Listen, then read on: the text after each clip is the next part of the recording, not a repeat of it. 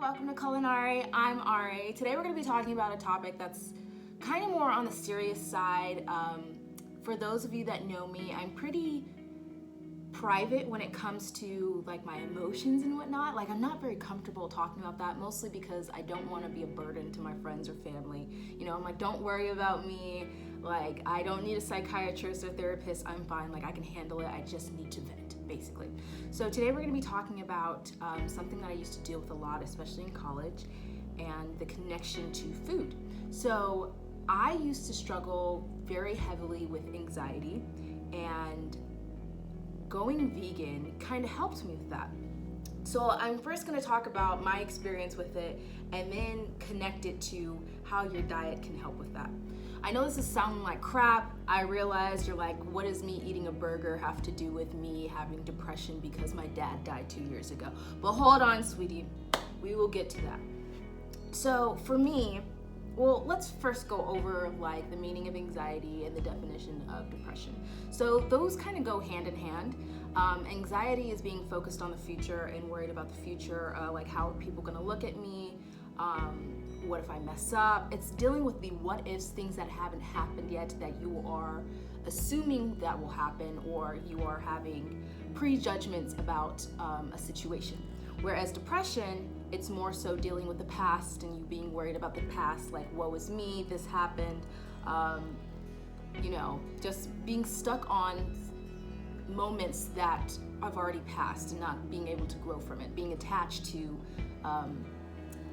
a situation that is no longer here. For me, it was, since they kind of go hand in hand, I had a problem of not being present, not being grounded, not being here. My head is always in the clouds. It's still like that, but I have found a way to where it's a healthy balance of imagination and creativity rather than worry and stress. So with my anxiety, at first I noticed it started to kind of like take a turn for the worst. I was in college and I was like, I don't remember what I was thinking about. It was something completely irrational, but it's something that never happened. And it never did happen. So I was basically putting so much energy into worry and frustration about something that never even took place when I got to that point, you know. So since I'm usually that friend that people go to when they're stressed and they need somebody to listen to, I don't want to have to be the other way to other people, you know, because I feel like I'm supposed to be the strong one and I'm supposed to be the one with all the answers. So if I make myself vulnerable and open up to people, like they're not going to want to come to me because they're like, she doesn't even have her crap together. She doesn't know what she's talking about, you know? So I felt like I had to be the one to be picture perfect and whatnot. So I was in my room, and I think this was my like first like really big panic attack. I was in my room and I was like doing my usual thing of like, oh, what if this happens? Like, this is how people see me, and I don't want them to see me like that. How can I grow from it? And I was like, oh no, I can't breathe. So I'm like, and I felt like I was like having a heart attack almost, like I was having heart palpitations, and like my chest was getting tight, and I was like, Ariana, calm down, like it's not that serious. So there was like this battle in my head of like, you're not good enough, you're never gonna be good enough. And then there was also like, Ariana, what are you talking about? You a baddie, you cute. And then I'm like, no, you're ugly. Like it was just like this constant battle in my head, and not knowing what to do, but feeling a different way and having a different experience was so much on my consciousness, you know. It was so heavy and it was overwhelming, and so I just got overwhelmed with emotions and overwhelmed with thoughts. And so I remember going into the kitchen and getting some ice, and I was just rubbing it on my head because I felt like my body was on fire, my heart wouldn't stop racing, I couldn't catch my breath, and it was like, it was getting bad, like I couldn't breathe. And so it's bad when I go to someone for help. Like I am at my last point if I am going for help. I run to my roommate's room, and I didn't even knock. I think I did knock. I knocked, and she wasn't answering fast enough. This was all happening to me so fast, so like time was a little skewed. So like I felt like I was knocking for hours and she wasn't answering. Talking to her later, I only knocked like once, maybe. So I knocked, opened the door, she's asleep, lights are off, and I'm shaking her, and I'm like, I can't breathe. And I'm sure if she were to tell the story, it was completely different, because I feel like she would not wake up for the life of me. Like the freaking sky could have fallen, Jesus is coming, the freaking like horsemen of death, the apocalypse could have came, and she was not waking up. So I'm like shaking her, and I'm rocking her, and I'm trying to explain to her like I can't breathe, and then all of a sudden everything goes black, and I guess I passed out. I can hear what's going on, but I'm not quite there, and like she runs, and I can hear her yelling for my other roommate, and she's like, Jayla, and then next thing I know, the ambulance is here, and I hear them, they're like, can you hear me? And I'm like kind of out of it, I'm just shaking. I was aware, but I couldn't explain myself, and I couldn't speak because I was still out of breath. And they're like, you need to catch your breath because your brain's not gonna be very happy about that. They were speaking to me like I could just control this, like, oh, okay, sorry. Bro, I'm dying, help me out. If I could breathe by myself, like I would just right now. Like I would just like gather myself together, but I'm dying right now. So ambulance is there. I get myself together, and I'm telling them, because they're like, we're gonna take you to the hospital. I'm like, ambulance prices $5,000 just for a panic attack? Absolutely not. Sorry, sweetie. So I turned that down, and then that's when I realized you need to go to a therapist. So I'm like, okay, because that was bad. And I usually have small panic attacks, but it's just like me just trying to breathe and get a hold of myself, and I can usually get a hold of myself after a little bit. But this time I couldn't get a hold of myself. Like that was just, it was tragic. So I was like, okay. So I went to the school, like college therapists that we have on campus. I hate shrinks. They sit there, they scribble stuff down, they surmise you and undermine your emotions, and they try to categorize you into this small square of that may or may not be accurate, and then try to match you with the medicine I think that will help you. I don't like that. Don't put me on a medicine. Ask me what I'm eating. Be smart about that. Let's find the root problem. Because she didn't find the root problem. She was just listening to my problems right now. Like, where is this stemming from? What's really wrong with you? Let's really get into the nitty gritty. Like, be my friend, honey. Because she was not my friend. She was my therapist. You know? Like, she wasn't listening. She was just analyzing. And I guess that's your job, but I don't like that. I don't like that feeling. I don't like that spotlight. I'm gonna listen to your problems, and then I'm gonna think what's wrong with you. Like, I don't, because you're not listening. You're not listening at all. But, so she basically categorized me, I think, as stage 2 bipolar. I think bipolar 2, that's what I was. Basically, I would get into like these deep depression stages and be completely like fine. And then deep depression, there was times where I wouldn't see my roommates for like a week because I would just be in my room. I wouldn't be able to get out of bed. My GPA went to like a 1.6 or something like that. First of all, let's talk about that. My GPA when I got out of college was, my GPA was like 3.4 when I graduated. I could have been at like a 3.8 if that one semester I couldn't get out of bed.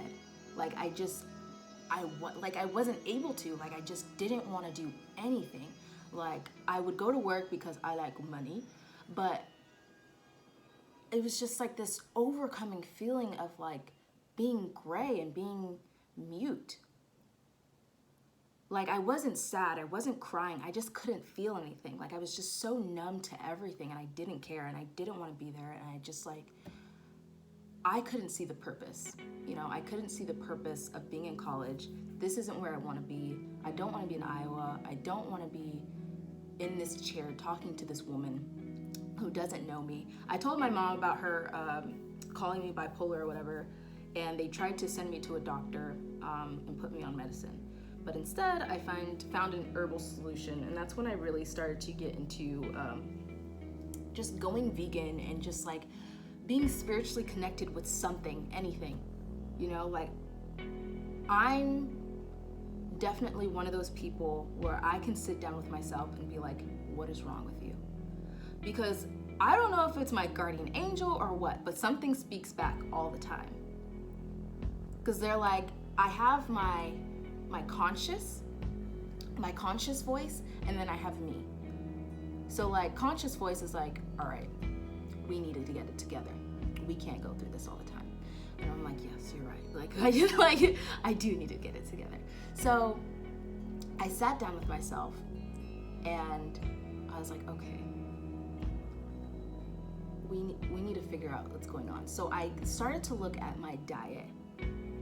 I was already going vegetarian because of the hormones it had and the effect it was having on my ovaries, but I still wasn't being health conscious. You can be vegetarian and you can be vegan, you can still not be healthy. You can be eating fries and Oreos because those are both vegan. You can be eating a bunch of sandwiches and grilled cheeses and you could still be unhealthy and on the verge of diabetes. Those aren't cure-alls. Just because you're vegan, it's not a cure-all. You have to be conscious of what you're eating. You have to be plant-based, you know? So I was like, okay. I started reading self-help books and I started getting connected with myself and my thoughts and started working out and started eating the right foods. So now, 3 years later, and I can't tell you the last time I've had a panic attack, which is really good. So how does this connect to what I was eating? Because to someone that's looking on the outside, you could just check this off and brush it off as you got spiritual, you just resolved your thoughts, you just got it together. Yes, I did. I did get spiritual and I did realize, like, you know, connect to my shadow self and actually analyze myself and get connected with the root cause. I did do that. I did do the work. But I can do all of that and still not have a healthy platform to build off of, you know? Because if I'm building off of toothpicks and, you know, cotton balls, my tower is still gonna fall, you know? Because, like, let's think about it really quick. Let's think about first, what do we categorize as real? You think it's real because you can see it, hear it, feel it, touch it, you know, smell it, taste it. You think it's real because you're basing it off of your 5 senses. But let's talk about schizophrenia. Let's talk about you being on drugs. Let's talk about hallucinations. Are those real? Because you can see that. There are dreams there's some realistic dreams where you're like, I felt that. There are times where you get a whiff of somebody's cologne that's passed away a while ago and you're like, I smell that. There are times where people who are on meth, they feel spiders and they look at bugs being in their skin and they're like, I feel that. Those aren't real. So how does this connect to what you're eating? Your brain, like all of your other organs, are heavily dependent upon what you are consuming because that's what you're building your body upon. That's what you're building your cells. Your cell structure, your cell function is heavily dependent upon what you are feeding your body. It's not coming from the freaking air and you're automatically healthy because you're in good air. You have to build it upon something. And there's a reason that we need a bunch of water. There's a reason that we need to eat is because our body is building itself from scratch over and over. Every 7 years, our body is building itself from scratch from the things that we are eating. So our brain, just like any other organ, is the most important thing that we need to think about when we are consuming these bad foods. Because our brain is affecting what we see. It's our experience. We only see things because that's how our body is perceiving light in these pictures. Just because we see it doesn't mean it's real. Because we can hallucinate, we dream, does that mean it's real? you know? So if I'm constantly feeding myself junk and I'm building my body upon things that do not feed aren't what my body needs, I'm like lacking vitamins, I'm lacking any real type of nutrition, my brain function, my cell function, it's not gonna be working in tip-top shape. If you feed your car a bunch of peanut oil and almond oil along with the gasoline and you think that's fine, there's a time when your engine is gonna stop working. It's gonna start cutting out because you're not maintaining the health of your car. Our body is the same way. We have to maintain that health. Anxiety and depression, along with the experience that we had in life, is not only dependent upon your thought process, but it also is dependent upon your brain function. Is your brain wired correctly?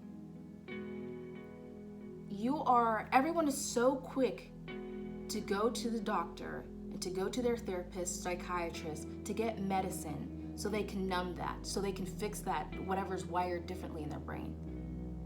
If you think that you consuming medicine is going to fix you, why don't you think that the food that you're actually eating can help you as well? Because you're eating it every day. You are literally eating your medicine every day. You can get your medicine from Whole Foods. Like, if you just constantly feed yourself the vitamins and the healthy foods that you actually need every day, that will help, and it will wean you off of the dependency that you have upon these chemicals that were never supposed to be in our body to begin with. Because you notice that some people, they're like, I don't like taking my medicine because it changes my personality. Something you consume can change your entire personality? Then what do you think these foods are doing? What happens when I stop eating a bunch of junk? When I actually stop and think about what I'm consuming? What happens when I become thoughtful? What happens when I become mindful of the everyday things that I'm doing, I'm interacting with, what I'm feeding my body with, not just in my mouth, but what I'm watching, what I'm listening to, who I choose to surround myself with? What happens when we actually look at that and we actually say, hey, this isn't good for my health. This isn't good for my mental health, my emotional health. These people are good for me to surround myself with. Start looking at that. Start being more mindful of what you're surrounding yourself with, what you're allowing your body to consume in all of your 5 senses, not just your mouth. But overall, what I have noticed is that I feel energetically, like I feel lighter and happier and open-minded and clear and conscious when I am feeding myself these foods that are meant to do that, you know, when I'm feeding myself apples and I'm feeding myself kale and spinach and I'm actually enjoying them. You can train your body to like these foods. Just like how you realize, like, I'm craving like a chocolate bar. My body is now craving like, oh, I really need a salad today. You know, like I really need something clean. Because a lot of people are like, oh, I can't do that. Like, I always crave a burger. Like, I can't eat like that. I used to be the same way. You were talking to somebody whose favorite food was hot dogs. I will always bring that up because I'm like, I used to be such a junk eater. My mom and I used to eat canned cheese and crackers almost like every night. Like, that was our thing. I used to eat like Otter Pops and chicken nuggets and frozen corn dogs all the time. And now I'm to a point where I'm like, ugh, that sounds disgusting. You can train your body, but it just takes determination and it takes ambition and like discipline, basically, to train your body to remember and love what it's meant to have. You know, it's like your body is like a child. If you constantly feed a child cake, the child's gonna constantly want some sweets. If you train the child to enjoy their veggies and like, you know, smoothies and stuff like that, you need to train the child to know what it's good for it. You know, because if you let it run wild, it's gonna just run wild and run rampant and want McDonald's every day. But if you build its body upon something that is substantial to its health and substantial to its growth, then that's a whole different story. It's gonna, like, you know, it's helpful. But I'm just saying, you can believe this or not, whether this resonates with your experience or not. My personal experience with changing my diet has an impact upon my mental health, not just my body health, which your mental health is part of your body health. That's your freaking brain. Like, it's an organ. Of course it has an impact on my mental health. Because if you notice, after Thanksgiving, everyone's tired, everyone's sluggish. Why? Because it's taking your body so much energy to digest that, and you're tired, and you're like, I just want to go to bed. Hangry. When you're hangry, that affects your mood. Because you're hungry, because your body is craving something. It's the same way with all these other foods that you're intaking. Your body is craving something, so you're upset. Your body is craving something. It's missing its vitamin A, vitamin C, vitamin D. So it's going to act out. It's going to act accordingly. I'm missing my vitamin E, so my skin's gonna break out. I'm missing, my vitamin C, so I'm gonna get sick. I have anxiety, I have depression, I have schizophrenia because I am missing something. Something is not wired correctly. I am missing something in my body to help me function correctly the way my body is supposed to. If you Google top foods that affect anxiety or are bad for depression, you will find dairy, fried foods, red meats, chocolate, caffeine, alcohol. These are things that we are promoting on a daily basis. Starbucks, pizza, fries. We are just encouraging everybody. Like, okay, everything is great as long as you keep it limited, keep it to a minimum. Like, if you want to have a cup of coffee like once or twice a week, cool. But if you notice you start to get twitchy, you're upset every time you don't have your cup of coffee, maybe you should take a step back. Boom. I said it. Who gonna check me, boo? I just think that we check things off and aren't looking for the root cause. So if you have time today, just sit with yourself and just analyze. Talk to yourself, get to know yourself. Why am I really feeling like this? Start being more mindful and being more conscious of what you're putting your body through, what you're putting your mind through, I think a big part of self-love is loving yourself enough to know what's good for you. Whether that be who you're dating, whether that be what you're eating, whether that be where you're going, where you allow yourself to go, whether that be at the mental state or physical state, like where you're actually going. But love yourself enough to want better, to not be sad and listen to sad music, like just get out of the rut, stop. There's so much to be grateful for. And you can't be grateful for it if you allow yourself to be stuck where you are right now. Cool, you got a new job, but why are you still crying at night?